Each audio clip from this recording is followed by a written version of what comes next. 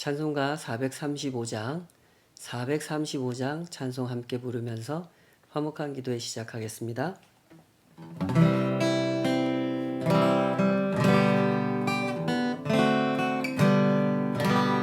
나의 영원하신 기업 생명보다 귀하다. 나의 갈 길 다가도록 나와 동행하소서. 주께로 가까이 주께로 가오니 나의 갈 길 다가도록 나와 동행하소서.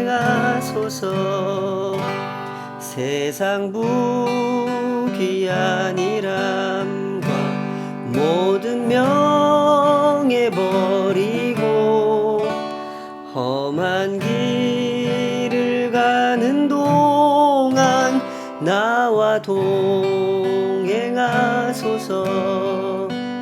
주께로 가까이 주께로 가오니 나의 갈 길 다가도록 나와 동행하소서. 어두운 골짝 지나가며 험한 바다 건너서 천국 문에 이르도록 나와 동행하소서. 주께로 가까이 주께로 가오니 나의 갈 길 다가도록 나와 동행하소서.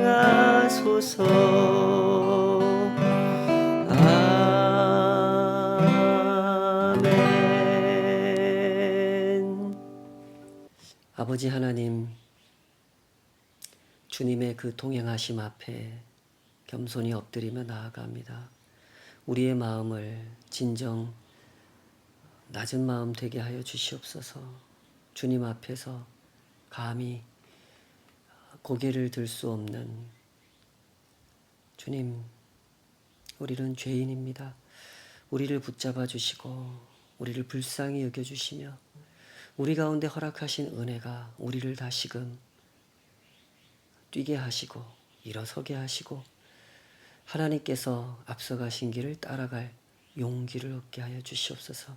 그 선하신 손에 오늘도 우리 인생을 의탁하며 나아갑니다. 예수님의 이름으로 기도하옵나이다. 아멘. 레위기 22장 10절에서 33절까지 오늘 주신 말씀으로 기쁘게 받으심이 되도록 하는 제목으로 함께 하나님 말씀 헤아려 보도록 하겠습니다. 레위기 21장, 22장은 주로 제사장들에게 하시는 말씀입니다. 제사장이란 이스라엘 백성들 중에서도 조금 더 특별하게 구별된 사람들이었죠. 이런 점에서 우리는 구별하셨다 하는 표현을 다시 한번 생각해 볼 필요가 있습니다. 레위기에서 거듭거듭 사용하는 이 구별하셨다, 거룩하게 하셨다, 거룩하게 하라 하는 이 표현은 하나님께서 그 사람들을 특별하게 선택하셨다라는 뜻인 거죠. 다시 말해서 원래 그 사람들에게 남다른 특별함이 있었기 때문에 그 특별함을 하나님께서 보시고 그들을 택하셨다는 것이 아니라 하나님의 은혜를 베풀어서 그 사람들을 특별한 사람 되게 하셨다. 그런 뜻이라는 얘기죠. 그러므로 이 사람들은 특별한 사람입니까? 특별한 사람 맞습니다. 왜 특별합니까? 하나님의 은혜를 입었기 때문에 특별한 것이죠. 그들 스스로 어떤 특별한 조건을 가지고 있기 때문에, 자격을 가지고 있기 때문에 특별한 사람인 것은 아닙니다. 그러므로 이스라엘 백성들이나 제사장들이나 어떤 특권 의식을 갖는다라고 하는 것은 그들에게 어울리는 일이 아닙니다. 구별 의식을 갖는 것은 적당하고 은혜 의식을 갖는 것은 합당하지만 특권 의식을 가질 입장은 아닌 것이죠. 그러나 사람의 마음은 때때로 이런 것을 잘 분별하지 못할 때가 많습니다. 그래서 은혜 의식을 던져버리고 특권 의식을 고집하면서 살아가는 경우가 많죠. 하나님께서는 사람의 이런 마음을 잘 아십니다. 그래서 어떻게 하십니까? 그런 의식을 품지 않도록 하나하나 세세하게 가르쳐 주시죠. 책상 앞에 불러다 놓고 앉혀놓고 이론적으로 말씀하여 가르치시기보다는 일상 속으로 데리고 들어가서 그들의 일상 하나하나를 지도하시면서 이럴 때는 이래야 한다, 저럴 때는 저래야 한다를 가르쳐 주시면서 어떻게 은혜의 의식을 붙들고 살아갈 수 있는지를 가르쳐 주신 겁니다. 그렇게 주신 말씀이 이렇게 21장, 22장에 쭉 소개가 되고 있는데 21장 앞부분 1절부터 15절까지 보면 제사장과 대제사장의 정결이라는 것에 대해서 가르쳐 주셨죠. 그들의 모든 일상생활, 장례를 치를 때 시체를 접촉해서는 안 되고 자기 신체를 훼손하거나 이방인들의 풍습을 따라서 외모를 가꾸거나 결혼을 함에 있어서 하나님께서 허락하지 않은 정결하지 못한 여인과 결혼을 한다거나 이런 일이 있어서는 안 된다 하는 것을 일일이 가르쳐 주셨습니다. 나는 하나님을 모시고 살아가는 사람이다. 이런 의식을 가지고 살아가라는 뜻이었던 거죠. 그 다음 21장 16절에서 24절까지 보면 제사를 드릴 수 없는 제사장의 상태에 대해서 설명하셨습니다. 제사장이라고 해서 다 제사를 집전할 수 있는 것은 아니다. 하나님 앞에 흠이 있는 제사장은 그 제사를 집전할 수 없다 하는 것을 설명하셨습니다. 여기서 여러 가지 신체적인 장애와 관련하여 설명을 하시는데 이런 말씀은 오늘날 우리의 관점으로 읽어내서는 이해가 안 되는 부분이죠. 하나님께서 장애인을 차별하신다는 얘기냐 이렇게 들리기 때문에 그런 관점으로 읽어버리면 크게 오해를 하게 되는 부분입니다. 그 당시 지금으로부터 약 3,400년, 3,500년 전 사람들의 의식, 그들의 관습, 그들이 이해하고 있는 장애인에 대한 생각이라는 점을 고려해서 우리가 읽어가야 하는 것이죠. 그리고 22장으로 넘어와서 1절부터 9절까지 부정한 상태가 된 제사장, 그들은 하나님께서 주신 성물, 하나님께서 주신 음식을 먹어서는 안 된다. 이런 것을 가르치고 10절부터 16절까지 제사장의 가족으로서 성물을 함께 먹을 수 있는 사람은 누군지, 누구는 같이 먹을 수 없는지 이런 것들을 설명해 주십니다. 자, 그것이 오늘 본문인데요. 여기서 기본적인 원리는 이렇습니다. 제사장과 생존을 함께 하는 사람은 성물을 먹어도 된다라고 하는 거죠. 객이나 손님이나 품꾼은 제사장이 허락된 성물을 함께 먹을 수 없지만 제사장이 돈을 주고 사온 사람, 다시 말해서 제사장의 식구로 맞아들인 사람은 함께 그 성물을 먹어도 된다. 그렇게 말씀하십니다. 물론 이 사람은 제사장이 낳은 자녀가 아닙니다. 돈을 주고 샀다는 것은 그 당시에 이런 처지에 놓인 사람들이 꽤 있었다는 것을 보여주는 거죠. 그 사람은 아마 고아가 되었거나 전란을 겪었거나 하는 개인이 감당할 수 없는 엄청나게 큰 사건을 겪으면서 스스로 자기가 자기를 보호할 수 없는 처지에 놓이게 된 사람이었을 것입니다. 그래서 누군가 나를 보호해 줄 그런 보호자가 필요한 상태가 된 거죠. 그런 사람을 제사장이 값을 치르고 사왔단 말이죠. 그러면 이제 그 사람은 이 제사장의 보호 아래 놓인 사람이 된 것이고 제사장의 식구, 제사장의 가족이 된 것이다. 이렇게 보신다는 거죠. 그러니까 그 사람은 하나님께서 제사장에게 허락하신 음식, 여기서 성물이라고 표현하는 그 음식을 같이 먹을 수 있다는 겁니다. 그것이 10절과 11절의 말씀이죠. 그 다음 장면도 이와 비슷한데요. 제사장의 딸이 일반인에게 시집을 갔다가 과부가 되어 돌아왔든지 이혼을 당해 돌아왔든지 하는 상황이 돼서 다시 아버지 집으로 돌아오게 됐다면 이 딸도 그 성물을 함께 먹을 수 있다. 그렇게 말씀합니다. 여기서 우리가 주목하게 되는 점은 식구, 가족을 헤아리는 기준이라는 겁니다. 하나님께서 중요하게 보시는 것은 언제나 혈연이기보다는 관계라는 것이죠. 그 제사장과 가족 관계를 맺은 사람, 그들은 하나님께서 제사장에게 허락하신 음식을 같이 먹고 같이 살아갈 수 있다는 겁니다. 그들의 출신이 어떠했고 그들에게 닥친 상황이 어떠했는가 하는 것들은 중요하지 않다는 거죠. 값을 치르고 팔려온 사람이 되었든지 시집을 갔다가 이혼을 당하고 갈 데가 없어서 아버지 집으로 다시 돌아온 상태가 되었든지 지금 중요한 것은 그들이 이 제사장의 보호 아래 들어와 살 수 있게 되었다는 것이고 그렇다면 그들은 제사장의 가족이라는 것이며 하나님께서 제사장에게 주신 음식 그 성물을 함께 먹고 함께 살아갈 수 있다는 겁니다.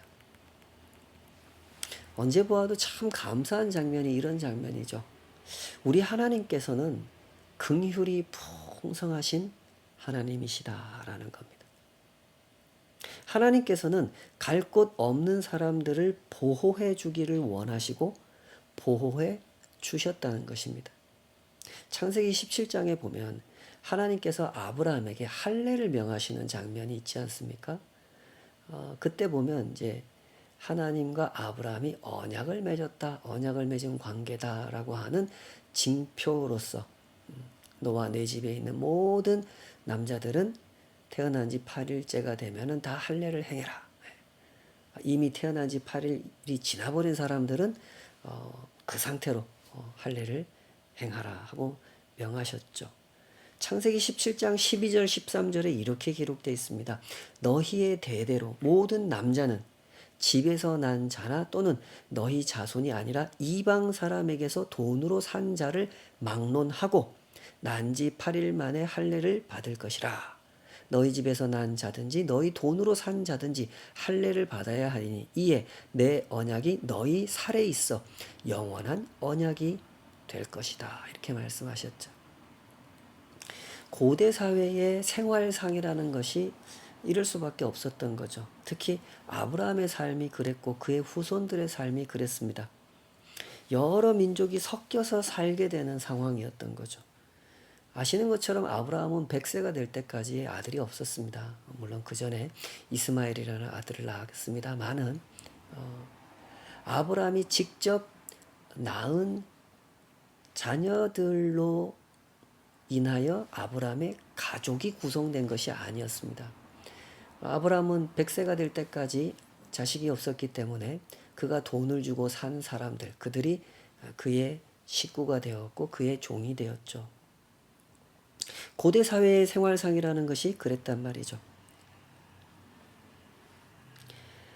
출애굽의 과정에서도 보면 이스라엘 백성들이 애굽에서 나올 때 이스라엘 백성들만 나온 것이 아니었습니다. 애굽에 살던 이방인들도 이스라엘 백성들이 나갈 때 같이 따라 나왔죠. 그들도 본 것이 있지 않습니까? 애굽의 바로가 하나님을 대적하면서 아주 극악무대하게 반항하고 또 반항하고 또 반항할 때 하나님께서 애굽의 10가지 재앙, 10가지 표적을 나타내 보이시면서 바로를 끝내 굴복시키시는 것을 그들도 봤단 말이죠. 때문에 그들은 출애굽의 대열에 합류하여 하나님의 백성이 되었던 거죠.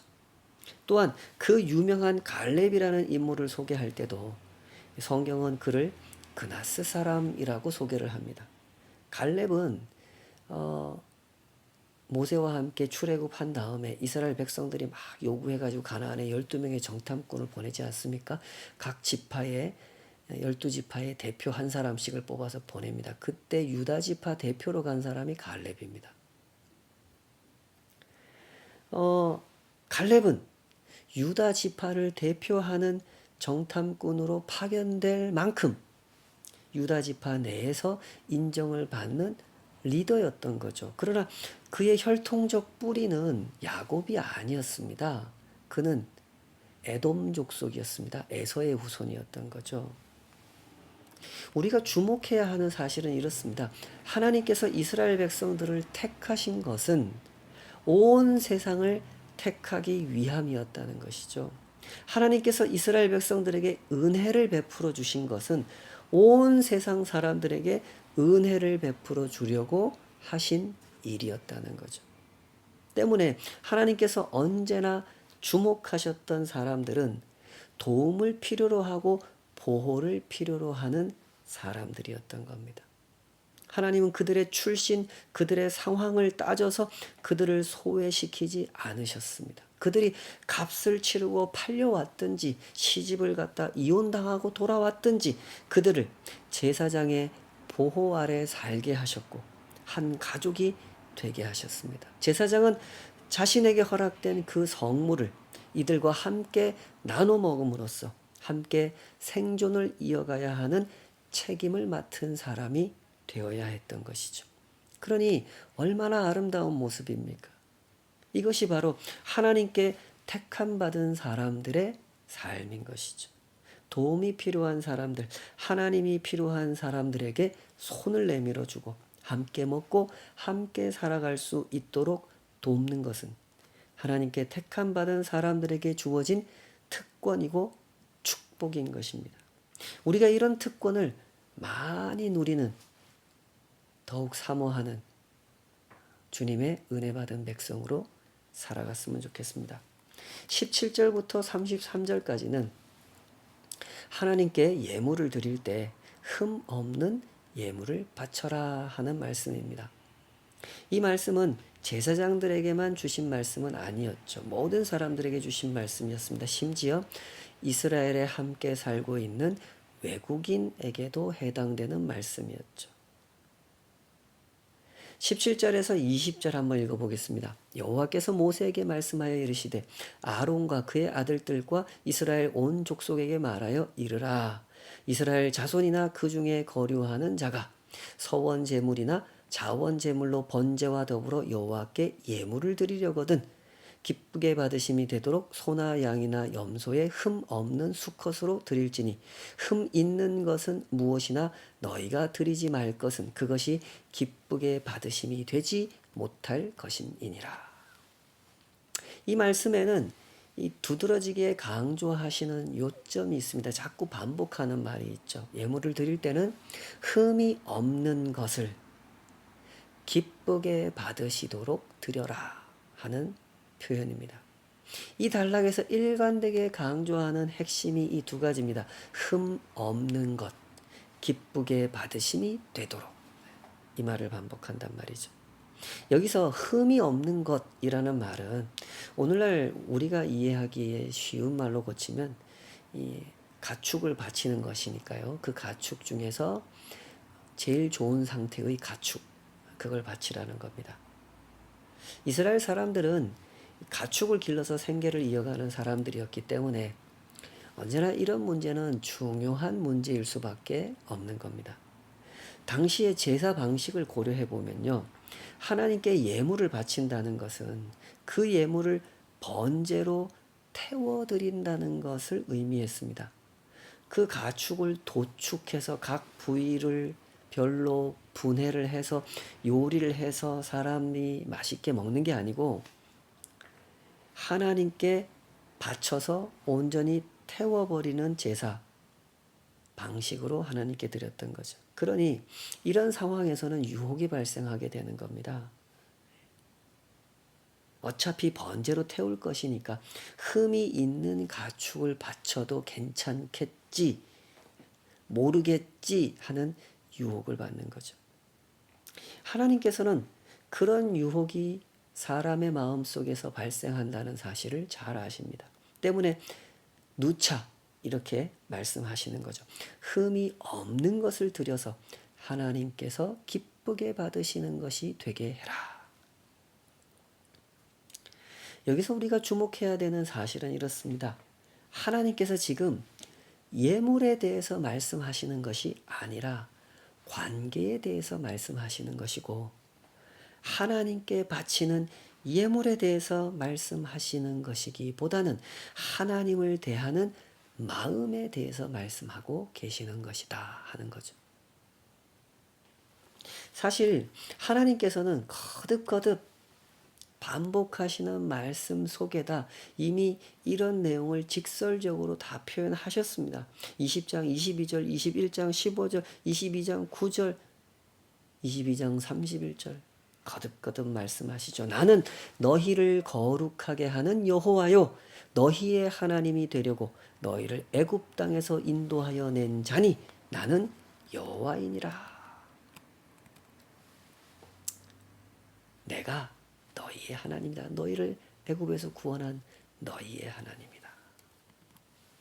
너희를 거룩하게 하신 분, 너희를 특별한 존재로 만드신 분, 그분이 너희의 하나님이다.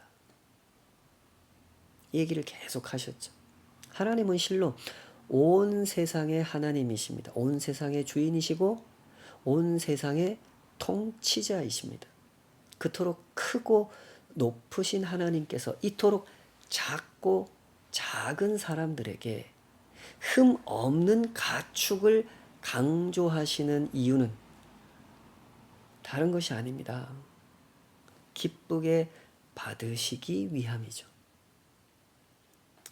언제나 하나님께서 가르쳐 주시는 핵심은 이런 겁니다. 하나님의 백성들이 하나님을 진심으로 사랑하기를 원하시는 겁니다. 어떤 의무감에 예물을 드리거나 분위기가 그렇고 상황이 그러니까 내가 이걸 좀 드려야 되겠다 해서 예물을 드리는 것이 아니라 그들이 하나님을 기뻐하기 때문에 드리는 예물, 그것을 받고자 하셨던 것이죠. 하나님을 기뻐하기 때문에 드리는 예물이 아니라면 그것은 온전한 예물이 될 수 없죠. 사람이 사람에게 주는 선물도 그렇지 않습니까? 그 사람을 좋아하기 때문에, 그 사람을 존경하기 때문에 드리는 선물이 아니라 뭔가 다른 뜻이 있어서, 다른 목적이 있어서 드리는 것, 그것은 선물이 아니라 뇌물이 되어버리죠. 받는 사람도 그것을 압니다. 그래서 받아놓고도 마음이 편치가 않죠. 하물며 하나님은 어떠시겠습니까? 창세기 4장에 그 유명한 사건이 기록되어 있죠. 가인과 아벨이 하나님께 제사를 드렸지만 그때 하나님은 아벨의 것은 받으셨지만 가인의 것은 받지 않으셨습니다. 왜 그랬습니까? 가인의 마음에 문제가 있었기 때문이죠. 가인의 마음은 하나님을 향하고 있지 않았습니다. 가인의 마음을 채우고 있는 것은 교만과 독선, 시기와 질투였습니다. 예배하는 자의 마음으로 결코 합당할 수 없는 마음이죠.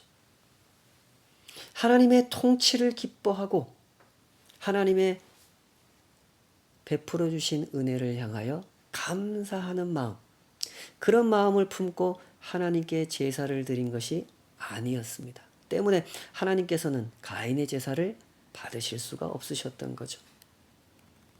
다시 한번 이 말씀을 주목해 보십시다. 나는 너희를 거룩하게 하는 여호와여 너희의 하나님이 되려고 너희를 애굽 땅에서 인도하여 낸 자니 나는 여호와이니라. 32절 33절. 사실 하나님과 이스라엘의 관계는 절대적으로 기울어진 관계입니다. 하나님은 언제나 은혜를 베풀어 주시는 입장이고 이스라엘은 언제나 은혜를 받는 입장이죠. 하나님은 언제나 용서를 베풀어 주신 입장이고 이스라엘은 언제나 범죄한 입장이었습니다.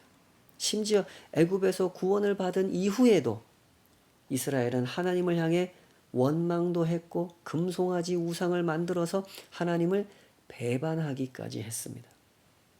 그런 이스라엘을 하나님은 또 용서해 주시고 또다시 붙들어 주셨습니다. 그러니 하나님과 이스라엘의 관계는 절대적으로 기울어진 관계일 수밖에 없는 겁니다. 그런데 그런 하나님께서 이스라엘에게 무엇을 요구하십니까? 흠 없는 것을 들여서 기쁘게 받으시는 것이 되게 하라. 이걸 요구하신단 말입니다. 기울어진 관계로 대하시지 않고 사랑하는 관계로 대하시겠다는 겁니다. 아버지의 재산을 받아 집을 나간 둘째 아들이 돌아왔을 때 예수님의 그 탕자의 비유, 탕자들의 비유 말입니다. 그 둘째 아들이 돌아왔을 때 아버지는 맨발로 뛰어나가 이 아들을 끌어안아 주시죠. 집으로 데리고 들어와서 목욕을 시키고 새 옷을 입히고 상속자의 상징 금가락지를 끼워줍니다. 내가 잃어버린 아들을 찾았도다. 함께 기뻐하며 잔치하자. 그러셨죠. 이것이 바로 아버지의 마음입니다. 기울어진 관계로 대하시는 것이 아니라 다시 사랑의 관계로 대하시겠다는 것이죠.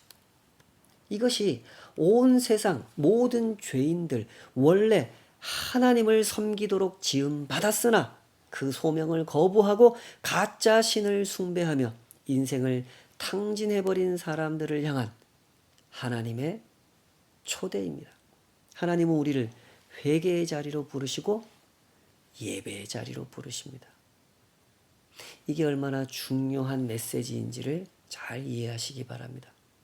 하나님은 우리를 형벌의 자리로 부르시거나 심판의 자리로 부르시는 것이 아니라 회개와 예배의 자리로, 용서와 은혜의 자리로 부르시는 겁니다. 그것이 이스라엘 백성들에게 가르치신 서원제요, 낙헌제요, 예물이고 제사였던 것입니다. 하나님의 은혜를 경험한 사람들이 그 은혜를 경배하며 그 은혜 안에서 살아가기를 소원하여 하나님께 드리는 결단이요, 하나님께 드리는 마음이었던 것입니다.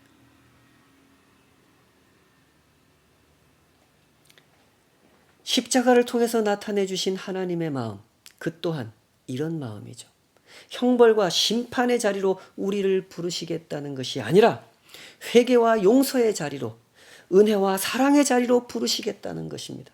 우리가 아직 죄인 되었을 때에 그리스도께서 우리를 위하여 죽으심으로 아버지께서 우리를 향한 자기의 사랑을 확증하셨느니라. 자기의 사랑을 확증하셨느니라. 하나님은 왜 이토록 죄악의 무지한 사람들을 향하여 자기의 사랑을 확증하셨습니까? 왜 자기의 심판을 확증하지 않으시고 자기의 형벌을 확증하지 않으시고 자기의 사랑을 확증하셨습니까? 그것은 하나님의 사랑 때문이죠. 우리가 다 헤아릴 수 없는 그 숭고하신 사랑, 한없이 높고 깊고 넓으신 그 사랑 때문입니다. 우리가 그런 사랑을 받을 만한 자격이 있는 사람들이기 때문이 아니라 하나님 당신이, 하나님 자신이 사랑이시기 때문에 하나님은 그렇게 일하시는 것입니다. 그러므로 이 복된 길을 걸어가도록 하십시다. 사랑으로 불러주신 길에서 우리가 배워야 할 것은 하나님을 사랑하는 삶입니다.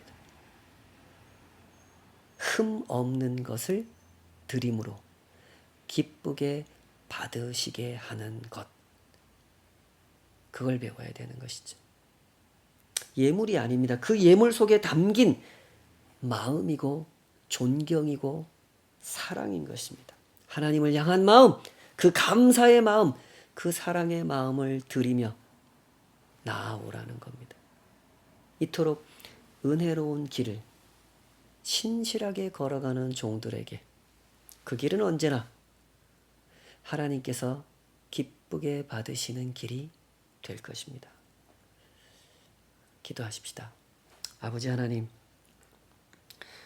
정말 아무 자격도 없는 이 인생들입니다. 주님, 저희들은 사랑에 무지하고 은혜의 값어치를 깨닫기에는 저희들의 마음은 한없이 무능합니다. 이것이 얼마나 비싼 것인지도 모르고 얼마나 귀한 것인지도 모릅니다. 주여, 우리를 불쌍히 여겨 주시옵소서. 그 은혜 앞에 겸손히 무릎 꿇는 자가 되게 하여 주시고 그 은혜의 값어치를 알아가는 자가 되게 하여 주시옵소서. 나를 다시 불러 사랑의 자리에 서게 하신 그 깊으신 뜻을 알게 하여 주시옵소서. 흠 없는 것을 드려 하나님이 기쁘게 받으시는 것이 되게 하라. 그 말씀이 우리의 가슴에서 깨달아지게 하여 주시옵소서. 그 은혜로운 부르심, 그 사랑의 부르심 앞에 은혜를 감사하는 자 되어 나아가게 하시고 사랑받은 자로서 사랑을 고백하는 자 되어 나아가게 하여 주시옵소서. 그리하여 우리의 순례길이 주님께서 기쁘게 받으시는 것 되게 하여 주시옵소서. 예수님의 이름으로 기도하옵나이다. 아멘.